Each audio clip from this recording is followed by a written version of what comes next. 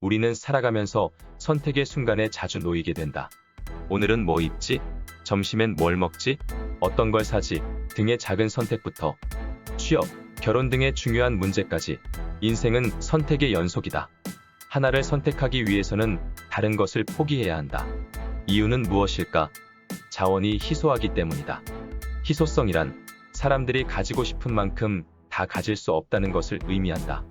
예컨대 소득과 시간이 한정되어 있으니 원하는 것을 다 가질 수 없으므로 우선순위를 따져서 선택할 수밖에 없다. 커피를 한 잔 구매한다면 그와 동시에 커피를 사는데 지불한 돈과 그 돈으로 살 수 있는 다른 무엇인가에서 얻을 수 있는 만족감을 포기해야 한다. 시간도 마찬가지다. 여가 시간에 스마트폰을 하게 된다면 운동, 취미 활동 등의 다른 것을 할 수 있는 시간을 포기하게 된다. 어떤 한 가지를 선택하면 다른 것을 할 기회를 상실하게 된다. 경제학에서는 이러한 개념을 기회비용이라고 한다. 그렇다면 기회비용은 어떻게 측정할 수 있을까? 기회비용은 포기한 것 중 가장 높은 것의 가치로 측정된다. 더 정확하게는 명시적 비용과 암묵적 비용의 합으로 이루어진다. A가 오늘 오후 상영시간이 2시간인 영화를 입장료 7,000원을 지불하고 영화를 관람한다고 가정해보자. 이때 A는 얼마의 기회비용을 치른 것일까? 먼저 A는 영화 관람을 위해 입장료 7,000원의 비용을 지출했다. 이는 명시적 비용으로 실제 지출한 비용을 말한다. 암묵적 비용은 겉으로는 드러나지 않지만 선택으로 인해 포기한 대가를 말한다. A는 영화 관람 2시간 동안 다른 일을 할 수 있는 기회를 포기했다.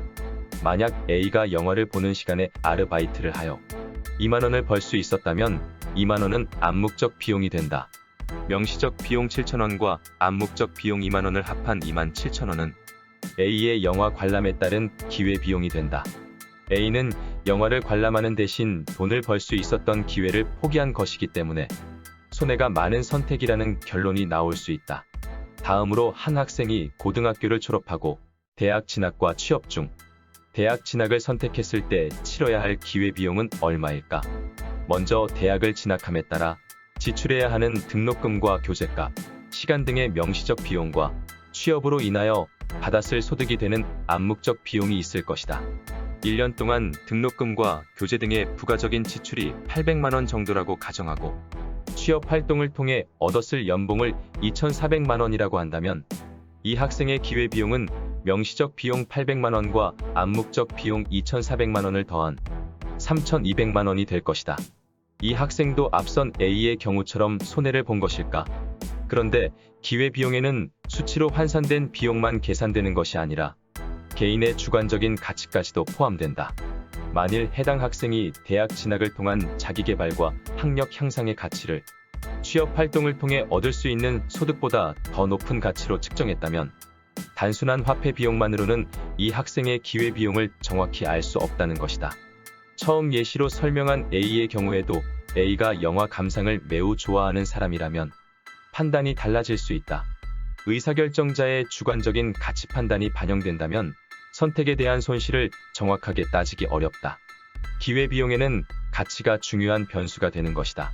기회비용은 정책을 분석하는 데 쓰일 수 있다. 정부의 각종 정책은 국민들이 내는 세금을 토대로 시행된다. 즉, 예산의 제약을 받는다. 그렇다면 정부는 여러 대안 가운데 최종적으로 선택될 정책이 국민들에게 가장 큰 이익을 주는 정책이어야 할 것이다. 최저임금 인상 정책은 매해 논의되는 중요 정책 중 하나이다. 전통적인 경제 이론에 따르면 시장에서 결정되는 균형임금보다 높게 측정된 최저임금은 노동 수요를 줄여 고용을 위축시킨다.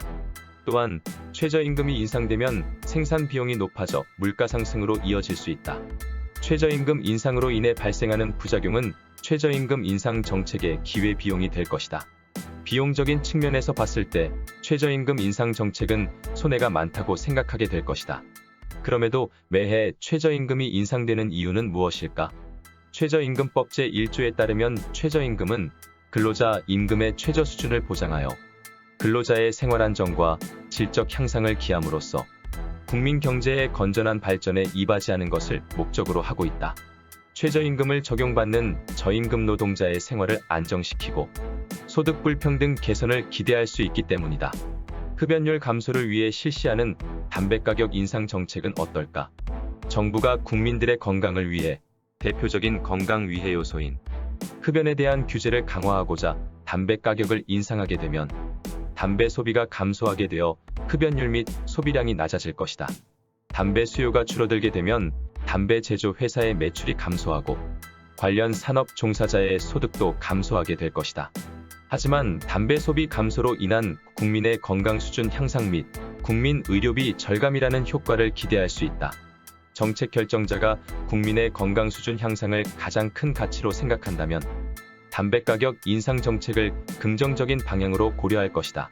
사람마다 우선적으로 가지는 가치는 전부 다르다. 따라서 기회비용도 상대적이다. 특히 정책의 경우 의사결정권자의 심리나 관념을 정확하게 비용으로 수치화해서 나타내기 어렵다. 또한 정책이 미치는 영향은 사람마다 다르게 나타난다. 이러한 모든 경우를 분석해서 가장 효율적인 대안을 선택하기는 쉽지 않을 것이다. 정책은 장기적 관점에서 방향을 설정하기 때문에 미래의 효용과 중간에 나타날 변수 등 모든 것을 정확하게 반영하기 어렵다. 따라서 정부가 국민 모두를 만족시킬 수 있는 정책은 현실적으로 나오기 어려울 것이다.